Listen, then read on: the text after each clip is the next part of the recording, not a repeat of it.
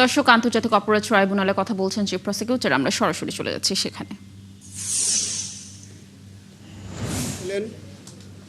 বাংলাদেশের গণতন্ত্র, বাংলাদেশকে স্বৈরাচারের কবল থেকে তিনি রক্ষা করেছিলেন, যার বিনিময়ে আজকে বাংলাদেশে গণতন্ত্র প্রতিষ্ঠিত হয়েছে, একটি নিয়মতান্ত্রিক শাসন ব্যবস্থা কায়েম হয়েছে।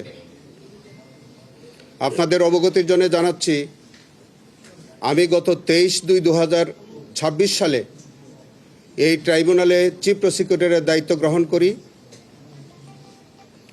আমি আমার দায়িত্বভার গ্রহণ করার বহু পূর্বে এই মামলার তদন্ত কার্য সম্পন্ন হয়েছে।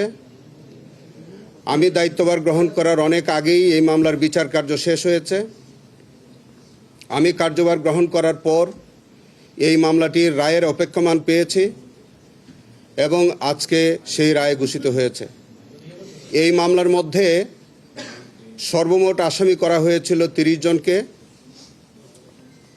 এই 30 জন আসামির মধ্যে 30 জনকেই আজকে দণ্ডিত করা হয়েছে। এই মামলায় সর্বমোট 25 জন সাক্ষীর সাক্ষ্য নেওয়া হয়েছে।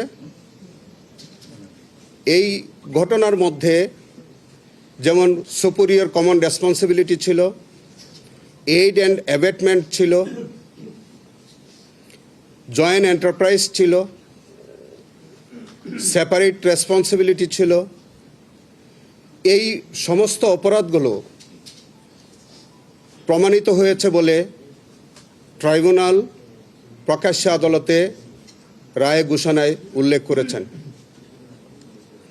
যেহেতু 30 জন আসামি, তাদের বিরুদ্ধে বিভিন্ন রকম চার্জ আনা হয়েছিল। এক একজনের বিরুদ্ধে একাধিক চার্জ আনা হয়েছে।